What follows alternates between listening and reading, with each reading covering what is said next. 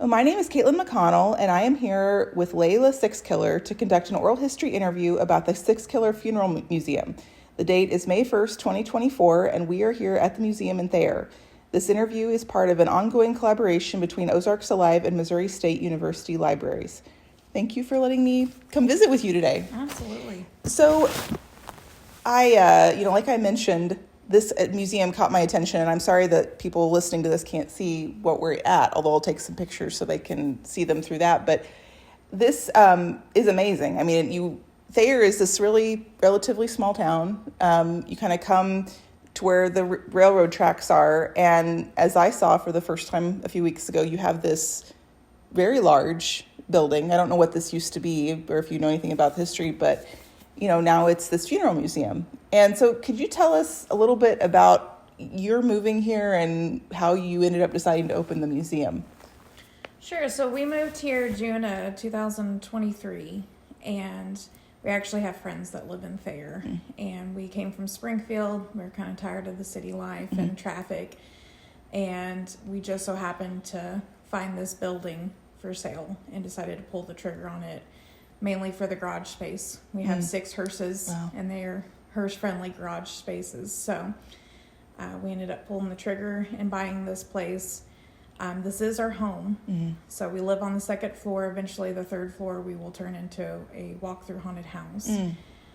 But it came with this storefront, and decided to utilize it and show off my private collection. Wow. Well, so how did you, has this always been kind of an interest for you, or has it evolved in more recent years? Like how did you start getting interested in the funeral industry? It's been an interest of mine for quite some time. My dad was actually a mortician at one point in time. I've got a cousin that ran a mortuary as well. Been around it my whole life, and it's one of those morbid topics that nobody ever wants to talk about or has any interest in talking about. And those are the type of subjects that I like to be involved in. The collection has definitely grown over the last probably 4 years now, but it used to be where you'd have to go into an antique store and dig through pictures to try to find a post-mortem or a bottle with no label. Or then when COVID hit, then they started doing online auctions. So things became more readily available. Obviously, the prices went up as well with it, but that's really when it grew. Do you remember what your first item was that you had? Or did you just kind of get a number of things all at the same time at the beginning? The first real thing I had in my collection was a salesman sample case, and it had 4 or 5 bottles in it. It had some instruments, kind of random odds and ends, but that was the first main thing of my collection other than postmortems that I had found over the years. What for you, and I know that you couldn't explain everything that's in here because it would take the rest of the day probably, but for you, what are some of the most significant things that you have? Definitely the female related items that I have. I have female embalmers licenses from 20s and 30s, advertising pieces displaying that they had a female embalmer, which was quite taboo back in the day, especially 20s and 30s. Women were homemakers and nurses, and for them to be in the field, it was a pretty big deal. So those are the pieces that are near and dear to my heart. I'm looking behind you and I see something that I don't even know what it is. What is the metal? Yes. Those are actually removal bars. Those would be placed in vans. Oh. And so you could slide the casket on it, so you could switch vehicles. Oh, okay. So like what I would think of as being in the back of like a hearse or something now to get a casket in and out. So hearses will have the rollers in them, but if you have like just an economy van or something like that, you could place these in a vehicle without and be able to roll it in. Okay. You mentioned that you moved here from Springfield. Have you been in the Ozarks your whole life, or did you come there from somewhere else too? I've been there my whole life. I was born and raised in Ozarks. Okay. And my husband, he's from East St. Louis. Okay. So he definitely is a transplant. Well, I know you said it's changed, the industry has changed a lot since COVID, but like for you, how many years have you been collecting items approximately? I would say my first items were probably been 2011. Okay. So like going on 15 years-ish soon. 13, yes. Yeah, math isn't my strong suit. Over a decade at least. Wow. Do you have a guess as to how many items you have in the collection? No idea at this point. It's well outgrown counting numbers, but there's a lot of money tied up into this. Mm. You mentioned the part about how there's, I guess demand evidence through higher prices and online auctions and things like that. So as you've been doing this, have you seen kind of a community of interest in the Ozarks, or is it primarily other places? Definitely scattered. I would say probably East Coast is predominantly where like the funerary community resides, but we're all over the place. Our friends up the hill, that was actually the main reason we had moved here. He's a collector as well. So it's definitely scattered. I wouldn't say there's necessarily a central location. I do have a good friend that lives up in Buffalo, New York, and probably about 75% of this collection has come from him. He just goes door to door, funeral homes, seeing what they have for sale. And wow. So a lot of it's come from New York at this point. Just through what you've seen, either what you've purchased or what you've seen at auctions and what you've heard about, like, has a lot evolved in the industry over the years, or still fundamentally like these types of things still being used today? It's pretty well the same as it's been. A lot of these items that date back to the 20s and 30s, they're still being used today. They may have had little upgrades made to them, but I mean, even these embalming machines are still used today. Really? These are from the 40s and 50s. So it's kind of like they figured out how to do it, and then that was good. Yeah. Something that I have kind of, I guess, hypothesis or whatever you want to call it, I've thought about a lot as I've done these interviews, is the society's changing attitudes toward death and the whole idea of dying and what that means. And, you went from like rural Ozarks funerals, less than 100 years ago that were at home and were, like people came over the next day and you were all like kind of maybe more comfortable with the idea of laying out a body and all those things, to like now funerals sometimes don't even happen.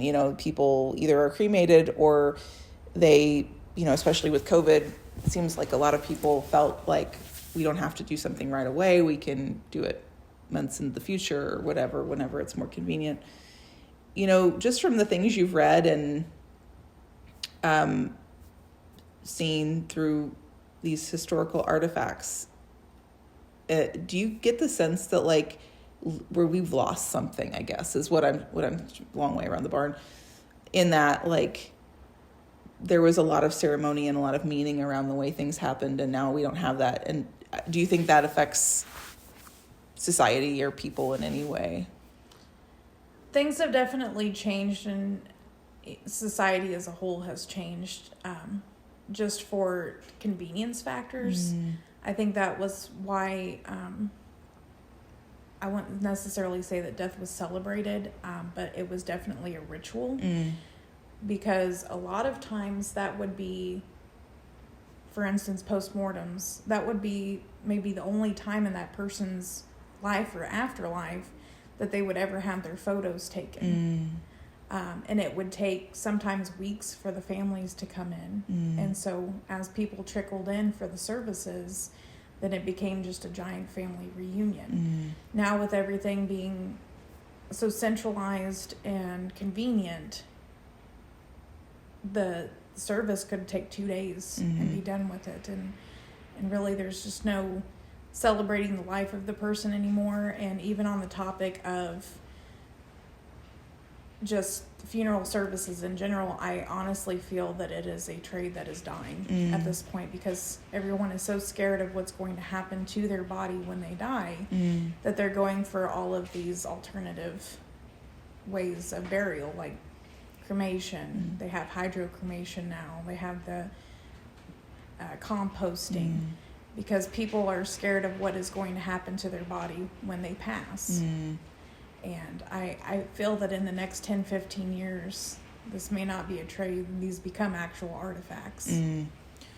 When, like, people being afraid of what happens, like, do you mean in the sense that they're afraid somebody would do something to their body during the embalming process, or that they don't like the thought of being embalmed?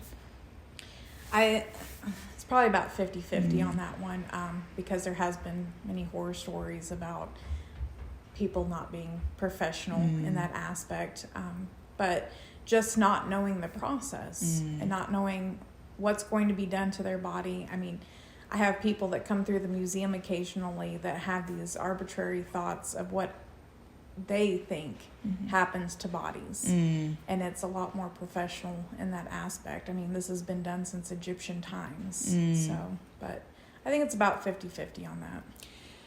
I mean, I assume it varies a little bit from person to person, but in general, are there certain steps that are pretty consistent after someone dies? Like how they would be treated, what would happen if they were being embalmed? It's the same for everyone. Yes. Is that something you would feel comfortable walking through for this? Yeah, I can generalize it. So as a body's prepared, their fluids are pumped out and pumped back in, and you have different types of cases that a lot of people, especially ones who pass in hospitals, they acquire jaundice because they have all the fluids pumped into their bodies. So you do have different embalming fluids for different types of cases, jaundice again being the most common. So it's actually really it's an artistry to it, because you have to counteract these different diseases or different cases that cause the skin to yellow or cause the skin to blue, or and then you have suicides or people who died in car crashes, anything like that, and you have reconstructive artistry in that, using wax to build their faces back up if they want to open casket, make them look as they did before they passed. So fluids are swapped with embalming fluid, which the bottles that are behind you, those are again for different types of cases with the skin. And then you would, depending on the person's size, you would typically put about 2 to 3 bottles of those diluted with formaldehyde. So blood, any bodily fluids are drained. It's replaced with embalming fluid as preservative. Makeup, dressing is all done by the same mortician typically. You have trade embalmers that come in and they help funeral homes from time to time. And I mean, at that point, a lot of it's not done in-house anymore. Like Springfield in particular, you have Springfield Mortuary. Springfield Mortuary handles all of the embalming, dressing, casketing, all of that. And then they take them back to the funeral home. Really? Yeah. I would never have guessed that. I mean, you see like these big funeral homes and you assume, like me, I guess, that everything happens right there. In some cases it still does, but a lot of the work is farmed out anymore. Springfield Mortuary, again, is a really big name in that area. And I can only think of probably 2 funeral homes in Springfield that still exist that do their own in-house embalmings. Do you think, and I don't know if you have an opinion on this, but do you think that is about convenience, or is that even more about like there's fewer people who want to do that sort of work? I feel it's probably more convenience for the funeral homes, because they don't have to hire in-house at that point. And they are just working with the presentation part of it at that point. But they don't have to worry about equipment, materials, all that stuff. Yeah. Sorry, I kind of got off on some tangents there. I mean, coming back to the museum here. So you moved here last year. When did the museum officially open? I believe it was October 15th. It was the Thayer Fall Festival. Okay. So, What kind of response have you gotten so far?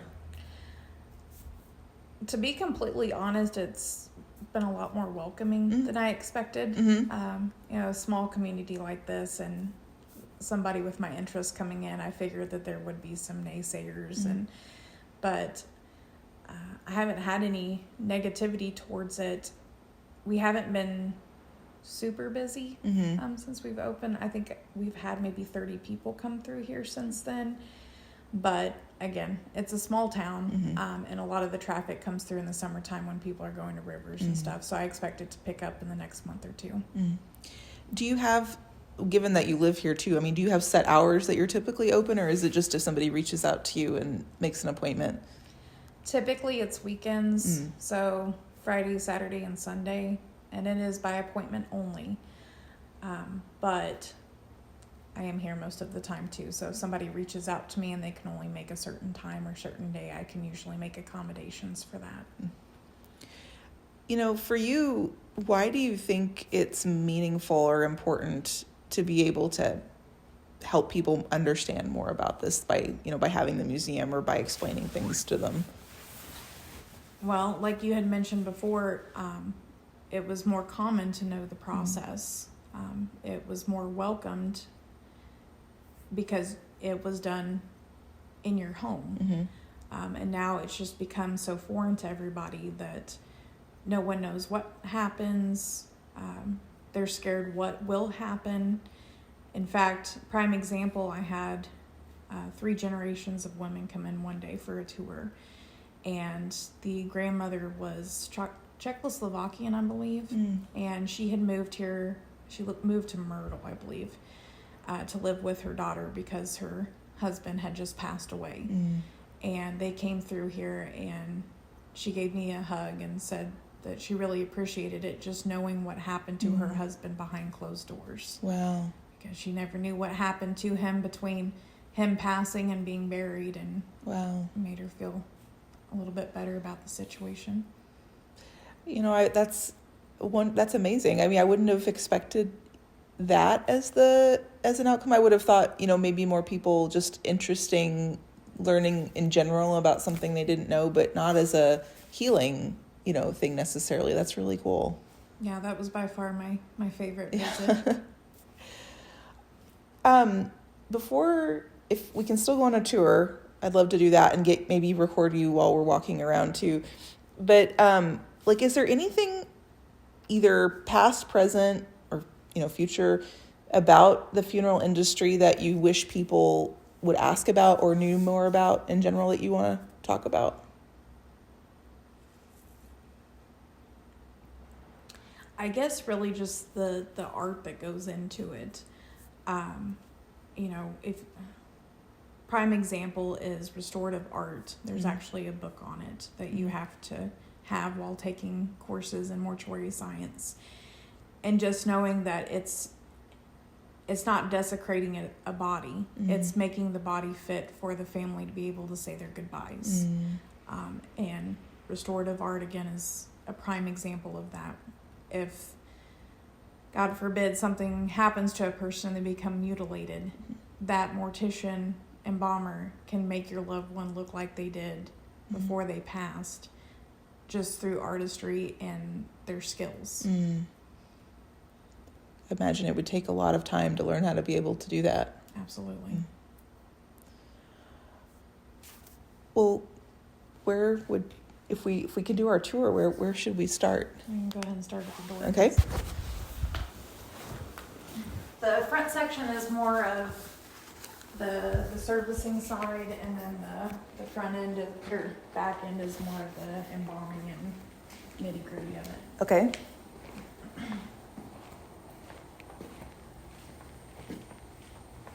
I don't know how in depth you want me to. Whatever I'm interested in all of it. So whatever you feel like talking about, I will be very interested to hear.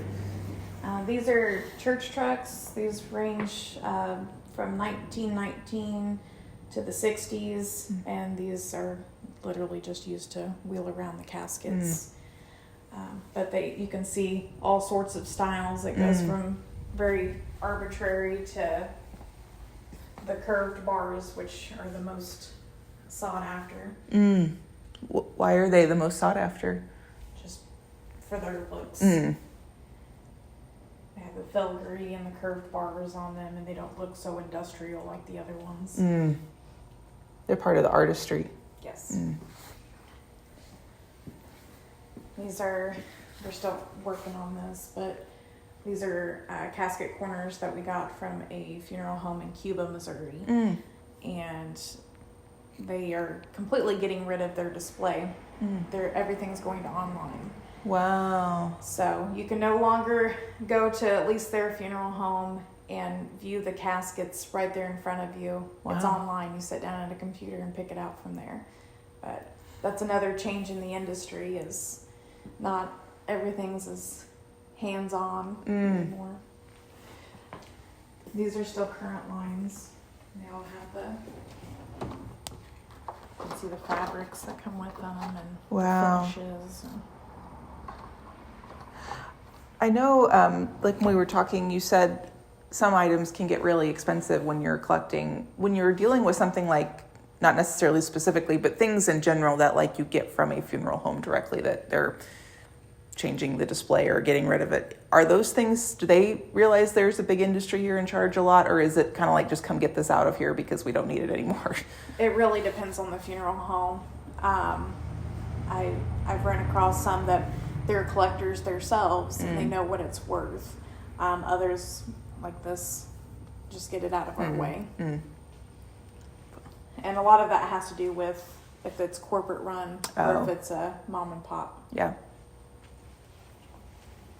Like in the case like this, did you know them already and they kind of knew you were looking for stuff like this, or do you do outreach to places to let them know or find out what they might have? In this case in particular, I did know him. He actually had been on some online auctions with me and ended up messaging me, and we had talked for a few years. He's a trade embalmer that works there, and so he got a hold of me asking if we wanted it for the museum. Others, there are pages for oddities collecting, and you can find a lot of people there pretty active in those, so they message me if they have something they're looking to get rid of. But, that's cool.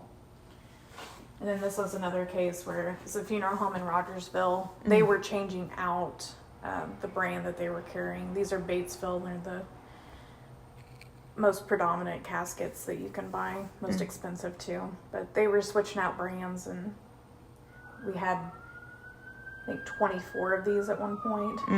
Wow. So we had to size down a little bit.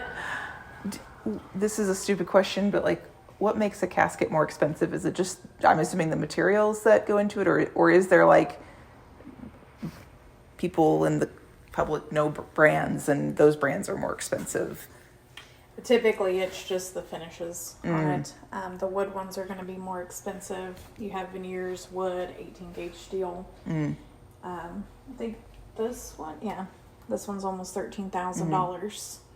That one's hardwood. But usually it's by brand. I know Batesville is pretty popular casket brand because they actually give incentives to the funeral homes for selling. So you sell so many caskets in a certain amount of time, you get freebies for it. I see. Yeah.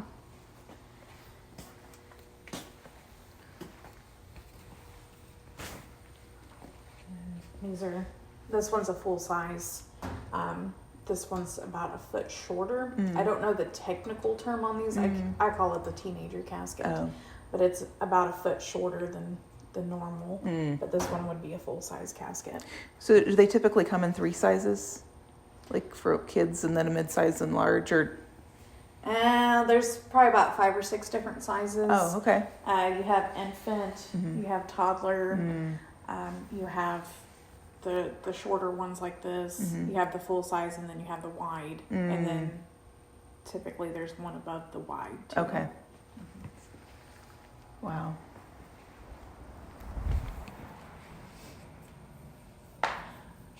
I know, like my grandma died back in January, and I was, as I do, probably at an appropriate time asking the funeral director all these questions and stuff. And we ended up talking about caskets, and he was talking about how like there's virtually none made in the U.S. anymore, that they're all from other places, which I thought was interesting too, because wouldn't have expected that. Not that I have a lot of expertise, of course, but I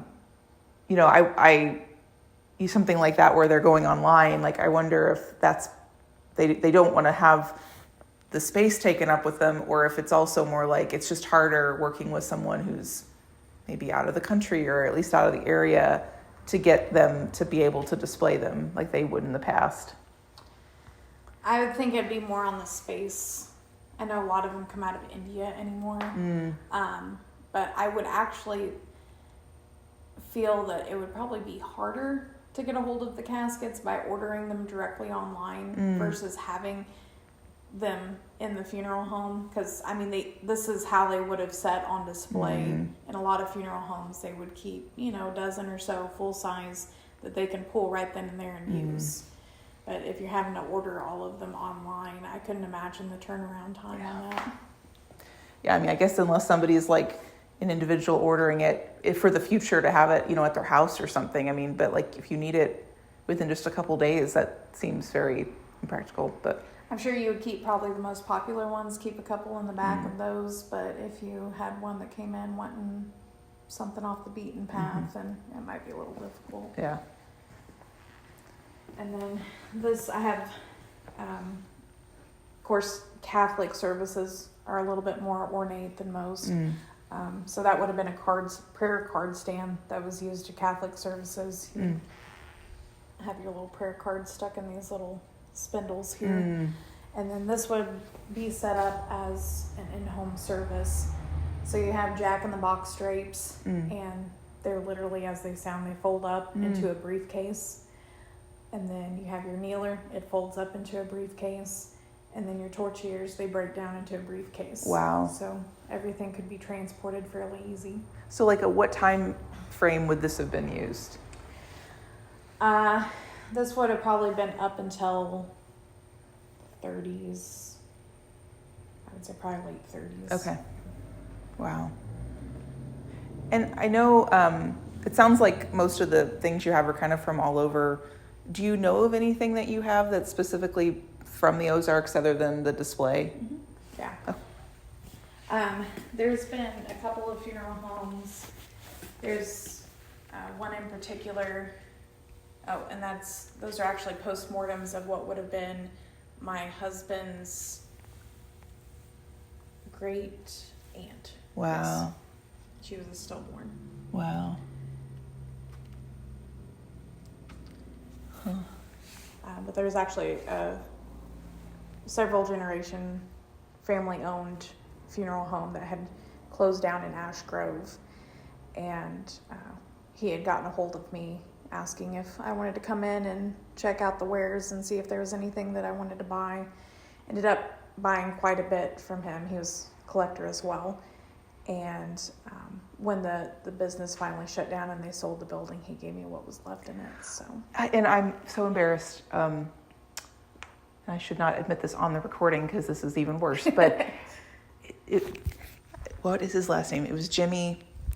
I interviewed him for this project before he passed away. I think this is the same guy. He had been in the business for since the 50s, and he ran it with his son-in-law. Okay. Yeah, and so I interviewed him just a couple months or so before he passed away, but they still had the building and everything, and so his son-in-law took me down there, and I got to see that too, which was really interesting. It was, because I'd never seen the back of a funeral home before, and so I'm glad he was willing to share. But yeah, that would be the same funeral home. Yeah. His son-in-law Michael was the one that I was dealing with, but they had gone through 3 different buildings, and I had actually that salesman sample that I had mentioned being like the first main thing in my collection came from their first location. Really? It was on the main strip of Ash Grove, and a lady had bought the building, found a bunch of stuff in the attic. I got a hold of her, ended up going and buying some stuff from her, but that was the first location. Wow. Well, because I remember we talked about that too, because just until recently, it still said and I remember now it was Birch furniture and like funeral home or something, like, because they did both in the past. That's very common. Furniture and undertakers, because they would build the coffins to order. And usually they would be built day of or evening before. So you would have to have a furniture maker to get all the dimensions right and build your coffin the way that you wanted it back when they were toe pincher style coffins. But yeah, you'll see a lot of signs, older signs obviously, that will say furniture and undertaking or blacksmith and undertaking. In toe pinchers, I'm assuming it's the ones that narrow at the base. Yes. Is like, was that just sort of a fashionable thing that changed over time, or was there a reason that they did that like that? To be completely honest, I'm not exactly sure. It's definitely changed, because you start with Egyptian period where they used sarcophaguses, and that kind of trickled into modern American funeral industry, where you have like the Fisk sarcophaguses that have the viewing windows in them, and they look very similar. And then you go into the coffins, which have the removable lids. They're wood, typically referred to as the toe pinchers. I'm going to assume it was space saving at that time, because it was fit to your body. And then as it evolved, then you get into caskets, and they're just kind of generalized sizes. I guess it wouldn't have made a difference, like, once vaults became more common, because like the width would still be as wide at the shoulders as they would have been otherwise. Yeah, and vaults are typically the same size as well. Yeah. And then mainly this case is cosmetics. And a lot of this came out of Birch as well. But you would have cosmetics for, again, any type of skin abnormalities, jaundice, redness, bruising. They're mainly wax-based. This is, irrelevant too, because for most people, you would be buried fairly quickly and we wouldn't need to know. But like, once this is on your face, does it just stay, or does it have a lifespan that within like a week or so it starts to fall apart? It would stay to a certain extent. Obviously, as the body decomposes, it's going to go with it, almost like a melting effect. But as long as your skin's intact, this would be intact. Hold it. Okay. And then you can definitely see where some of the time periods have changed. I won't say it on the recording, but if you look at that cream chart there, you'll see the referrals made by... So you can definitely tell what eras these are from. But when we went into Birch, he took us back into the prep room, and I'm a huge fan of Hydrol brand specifically. This is mainly Hydrol just because I like their scripting and their labels. But it was a tiny, tiny prep room. I don't know if you went that far back, but it was just a closet and had all those cabinets on the wall. And my husband and his friend were getting up high in those cabinets and pulling boxes out. And these are new old stock cosmetics from the 40s and 50s, never used. So that was definitely a heyday for me. Wow. And then that would be an aspirator, so that's used to pump fluid out. Okay. And then these are the embalming machines, which are used to pump fluid in.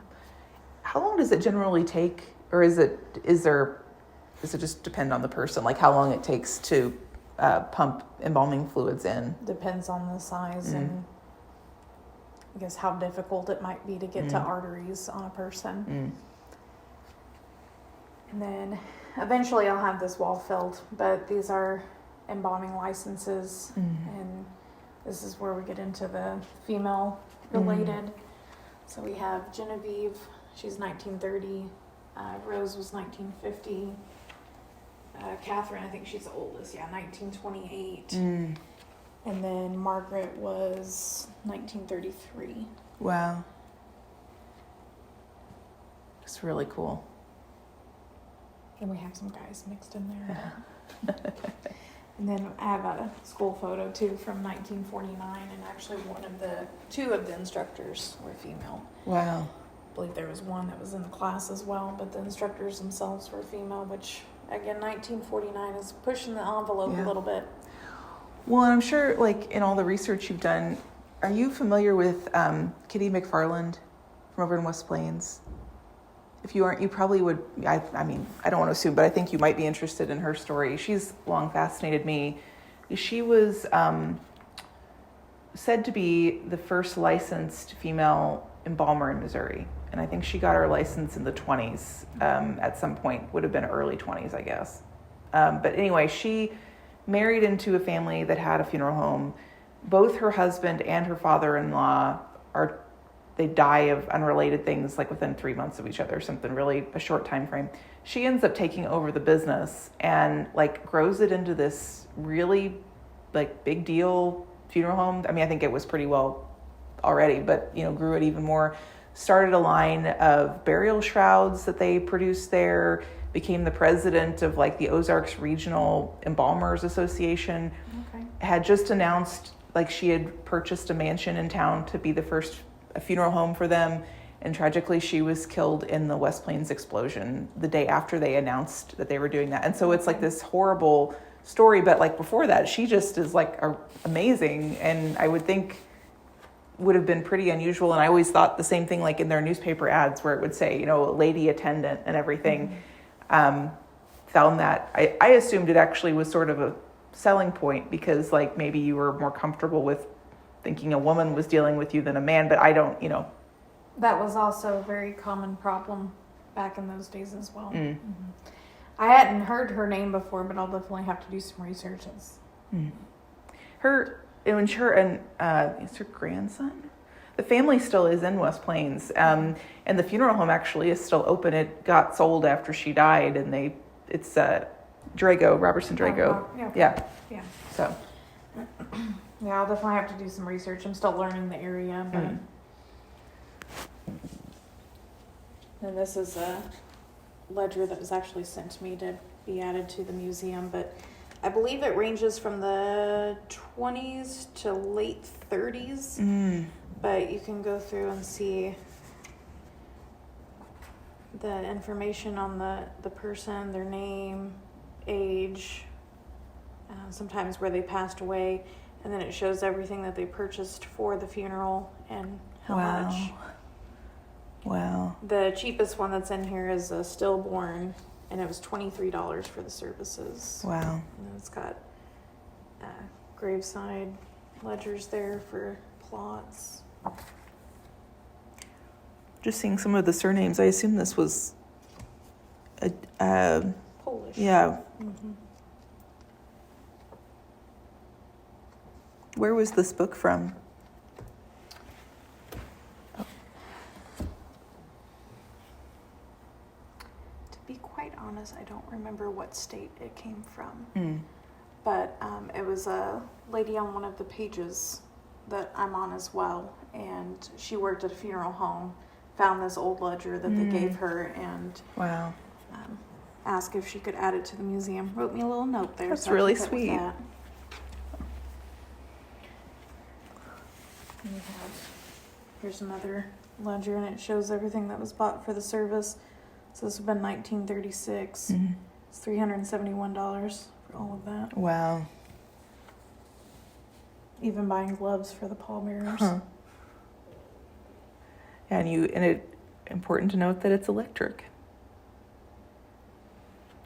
And then when you go from horse-drawn hearses into the automobile world, you'll see that they'll list it out specifically if it's horse-drawn or if it's an automobile, and there's a huge price difference between the two. Really? I'm assuming the automobile's more expensive. Yeah. Oh. What are the cases? A lot of those cases my bottles came out of, or one of them's a salesman, but they would have been carrying cases to take from home to home. When they were going to do it at people's homes. Right. This is another random kneeler I haven't found a home for yet. This would be considered a toddler size as well. Well, do you know anything of the story behind it? We got it off Craigslist years ago, and it was used as a Halloween prop. We bought it, we put a false floor in it, and that's actually what we put our Halloween candy in. Oh, that's cool. So, I don't know much about it. But Was that in Italy? yeah, and those are catacombs. Yeah. So before you had a way of taking your own photos, you could buy it in the souvenir shop. Wow. Huh.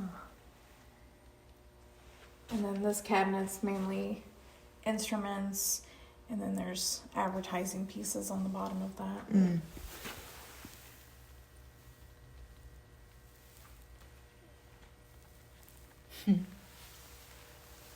Trying to remember, I don't believe any of those are Missouri related. So the West Plains Serum Company, I've never heard of that before. No, it's the same West Plains, but... Yeah, that's kind of, I put it in there because it's a sharp object. But our friend Tony bought me that for my birthday one year. And I'm not exactly sure the history on that building as well, but I'm going to say it's been gone for a long time. I'll keep my eyes out for that one too. Were the false teeth just cool? Or is there some funeral? So if your deceased loved one came in and you forgot their teeth or they were lost, you could either buy or rent them, and they're metal. Oh. So I'm sure there was a price difference between renting and buying them. But yeah, those actually did come out of Birch as well, the original Birch location. Wow. But you have a bunch of different instruments for different servicing. Here in the center, that's a needle injector. So you would have that wire attached to the tack, and just as it sounds, you would inject it in the top gum, bring it down, inject it in the bottom, and you'd close the mouth with those metal wires. Is that pretty much what they still do now? Or has that changed? And it's still pretty popular use. Sometimes it's glued, but it doesn't hold as well. And then you have, which I'm not exactly sure what happened to it, but you have chokers, and they're these long metal rods, and they have almost like an arrowhead on them, like a New Age arrowhead on the end, and you would stick it into main arteries to flush them out. And because these rods are so huge, they would leave huge holes. Oh. And so you have choker buttons. Oh. So if you see a freshly embalmed body, it's going to have a bunch of pink buttons all over it from where those holes were made and then closed. Wow. And then one of the most talked about instruments, or I guess materials used, would be the AV plug. If you could think of what AV stands for there, but it keeps fluid from leaking out of orifices. Learned many new things today. Sometimes cotton's used, but obviously cotton doesn't last too awful long. Yeah. And then this is kind of random odds and ends that don't have homes at the moment. These are meter covers that would have been from 40s and 50s. And then this is a silent siren that's extremely hard to come by. The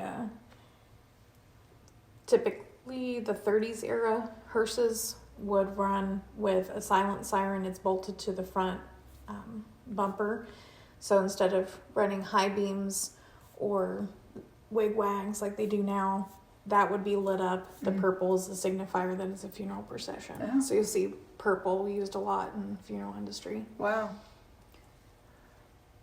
Then these are waste jars. So in home servicing, one would pump fluid in, one would pump fluid out. And then one of those cases over there that you were asking about, it would have carried those as well. And then those are random catalogs and tutorials, manuals. There's that book I was referring to earlier, The Restorative Art. And it shows you different facial structures and how to reconfigure someone's face if they're missing, say, a nose or an ear. Well, in this, I remember as we're talking, we haven't even talked about your hearses, which I don't know if you have, I don't know what you would want to say about them, but you have a whole collection of them outside too, right? We've got 6. Okay. So Is it, I don't know anything about hearses except that they are used at funerals. So I'm assuming that there's a spectrum of designs and styles over time. Like, have they changed, or like when you have, I guess what's unique about each one is what I'm trying to ask. So hearses are coach builder specific vehicles. So we'll just use Cadillac because that's the main one. But you run a Cadillac through, so from the B pillar where your seatbelt would be up to the front, and then the chassis is Cadillac.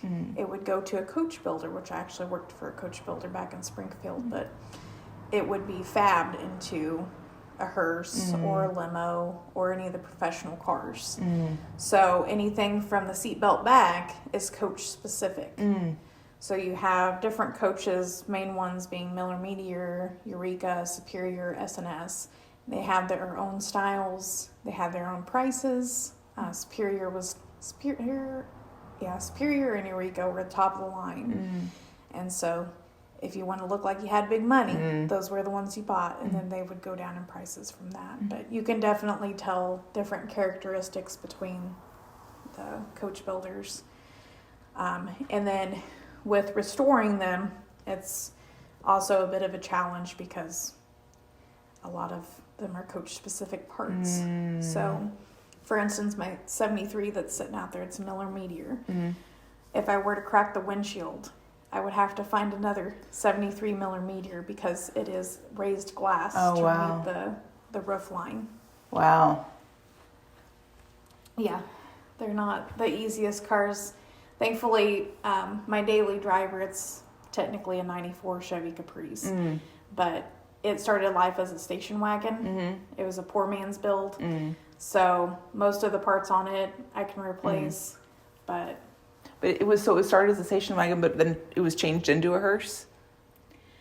Yeah, pretty much. Okay. You had,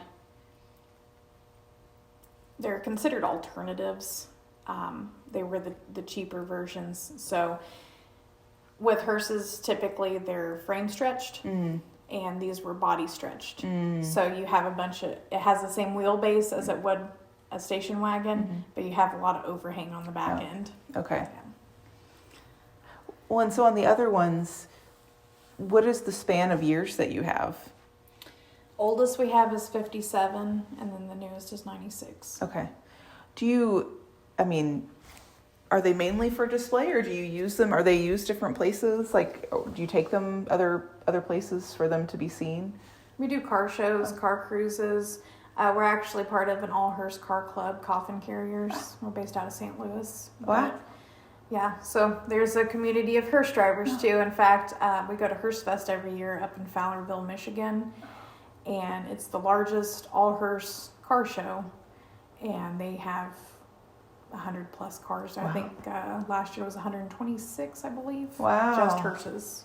But yeah, we've got a 1957 Eureka. We've got a 1972 Superior, 1973 Miller Meteor.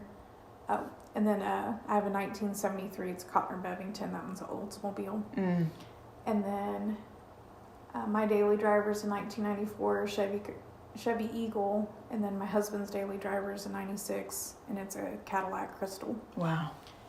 Well, and are those ones that kind of like the other items you found at auctions, or is it kind of a different market for items like that? Kind of just like any other car, really. There's some that we had found on Marketplace or Craigslist back in the Craigslist days. The Oldsmobile came from an estate auction last year from another hearse collector.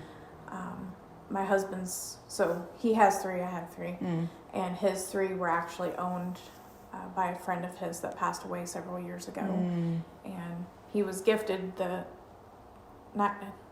96 and the 57 was gifted to him, and then we bought the 72 that his friend had owned back when they were living in the same area. Wow.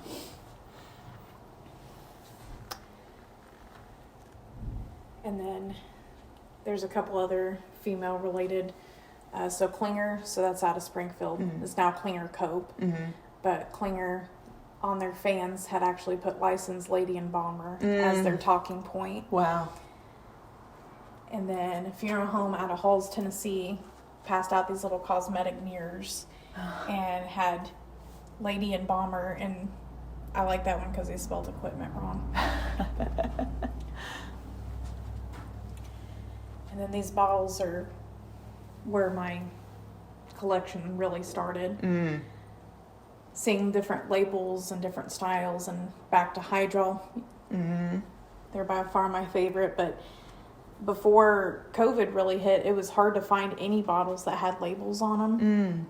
Typically, they would just be embossed glass bottles, missing the lids. And when people's collections started to surface, needing money, then you start seeing the labels and the scripting, and I don't know, became obsessed with them at that point. Like the nitrile bottle in particular, the Electric Man, that bottle goes $200 to $300 just Really? for that one. Wow. So there's about $3,800 sitting in Wow. that case there. This is a stupid question, but like, does just general insurance cover these sorts of things, or do you have to take out special policies to help protect everything? It would have to be museum insurance. Oh. Which insurance is a whole nother deal. But it's hard to do when you're living in the same building as the collection. And you have like Hydro. They would come out with these catalogs every year and pass them out to funeral homes. And it would show you, I believe this is 61. So 1961, this is everything you could buy from Hydro. And I love the advertisements in it. See, everything is very artistic. The colors, like you said, and the fonts and everything. I wouldn't have expected that. And that was really their selling point, because you would have salesmen going door to door trying to peddle their brand. And so to make it more eye-catching, they would have these bright labels, these these fonts, these images on these bottles to make it more appeasing to buy. But you could buy, anything and everything. Wow. There's some of the cosmetics that are in the case over there. Even down to aprons and gowns, and Hydrol even made it's in here somewhere, grass spray. You could turn your grass green again. Like, it's like for fake grass? No, it's basically a dye for your grass. So if your grass out in front of the funeral home was browning, you could make it look, make it look like it was supposed to be. And there's like the aspirator that's in the cabinet over there, and that's how you'd have to buy things back in the day. That's what chokers look like there. Wow.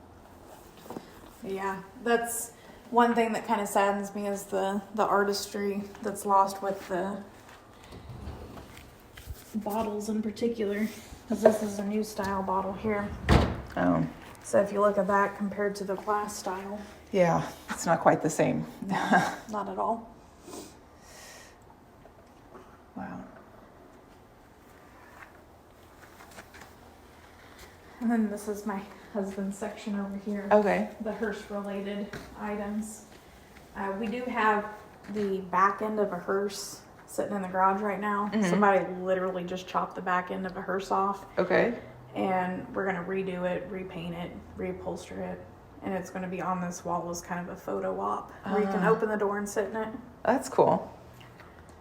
I didn't even ask about that. Like, your husband, did you guys both have these mutual interests and then met, or did he get interested after you guys met and went from there? I'm more of the industry side of it, and my husband's into the cars. Okay. When we met, he was actually driving a hearse. Oh, really? So, yeah. He had a 1983, was a Superior, and it was kind of Mad Maxed. Yeah, but he was driving a hearse when we met and ended up getting me into the car aspect of it and started collecting. And Wow. yeah. And then these are advertisements. These are Superior. You can definitely tell the era differences. These would be 77. Yeah, 77. That's 58. So huge difference between the two. And then these are just kind of random odds and ends or some advertising. These are little 1/18 scale collector cars. But when they quit using the silent sirens on the bumpers, they started using these silent sirens, which would suction cup to the high beams. And those are, they're probably actually harder to find than that one because they're plastic and they would dry rot. And found those behind the seat of my Oldsmobile when we bought it. Wow. So. And then these are nameplates. These would be in the side and back glasses of funeral coaches. I'm assuming like that's an embalming table, and then what is this one as well? That's a cooling table. So Okay. in home servicing,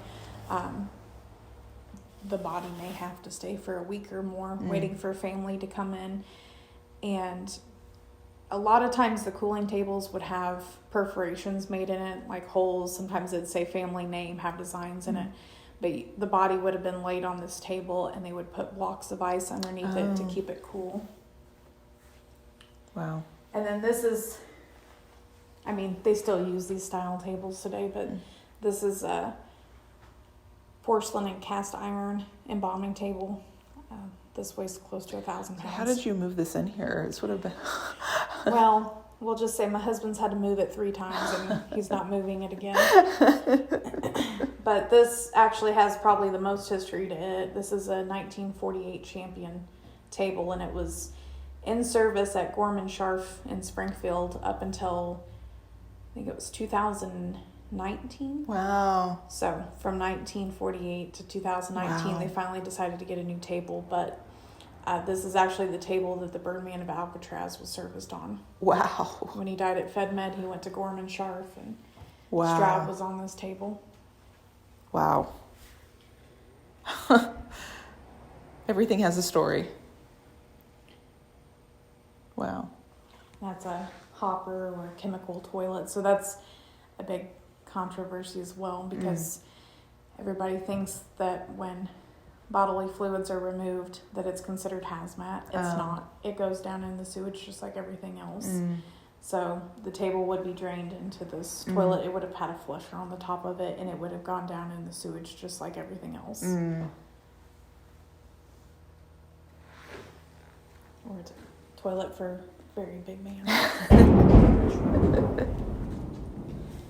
And then this is a little vault section here. So this would be the sample vaults. You can see the different designs, different colors. Those are just pressed foam. You have the older style that are concrete or copper. And then some of the brands, you could get different finishes, different colors. I'll show you. Wow. I don't know if you necessarily care what your vault looked like because it was just going in the dirt, but yeah, you could get all sorts of different finishes. And then this is a item that people like to try and figure out what it is, and it's always something more morbid than it is. I mean, it looks like, well, it kind of looks like a dumbwaiter, but it looks like something that you're going to see how it lowers. You're probably the closest I've ever seen. So this is actually the largest vault display that I have ever ran across. Typically they're table size, but this basin would be filled with water, and you'd have a lit candle on this base here. Okay. And you'd light that candle and you'd crank it down into the water, and you'd bring it back up to show that it was airtight and that the candle was still lit. So you'd show the vault, like the vault was the same material and everything? Right. Wow. Obviously, they're not airtight, but that was the big selling point. But this one is a champion vault display, and most of them are Clark's, and they're about this big, and you'd put a lit cigarette and do the same thing with it. But Wow. yeah, this is the biggest one I've ever ran across. And I'm just guessing, but given that like vaults, at least around here from what it sounds like, weren't a thing until a century ago or so, I'm assuming that like they needed to convince people that there was a reason that you needed a vault, and maybe the airtightness was part of the selling point on it. So vaults really became a thing when people started figuring out that these chemicals were leaching out of the bodies and getting into the Soil underground waterways. So this was kind of their protection to keep those chemicals from leaching into the earth and the water. It doesn't really serve a purpose. The metal ones, they rust. The concrete ones, the weight of the earth around it busts them open. Even mausoleums. I don't know if you've ever been to like a bigger size mausoleum, but there's always vents around the outer edge of them, and you may see what looks like water or something that's stained the sign. That's chemicals. Next time I go to a mausoleum, I will have to keep my eyes open. Yeah, because I haven't seen a lot actually. I mean, smaller ones and stuff, but not larger ones like I've seen other places have. And some of the really big ones, especially in St. Louis, they actually have like drainage systems within them, because obviously you have fluids that are coming out. It's going to rust out the bottom of the casket. There's really no way of keeping it all in forever. And the funny thing with caskets is they're actually sold with a lifetime warranty. Lifetime of who? Exactly. And that's actually been the topic of a lot of lawsuits. If a body has to be exhumed, obviously the casket has rusted through, it's falling apart, but it came with these warranties. Wow. And when you were talking about the size differences earlier, this would be considered an infant. So this would be newborn size, and then this would be more so toddler. That's another Birch one. Yeah. Wow. New old stock, never used. Wow. Kept up in the attic.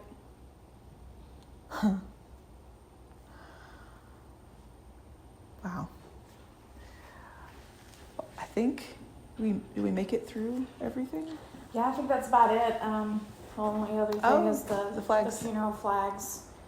So most of these also came from Birch as well. So these would have been the funeral flags that were on their coaches throughout the years. Most of them mount to the fender sides of the hearses. Some of them mounted to the vent windows. But yeah, this was the lifespan of Birch and all their flags. Wow.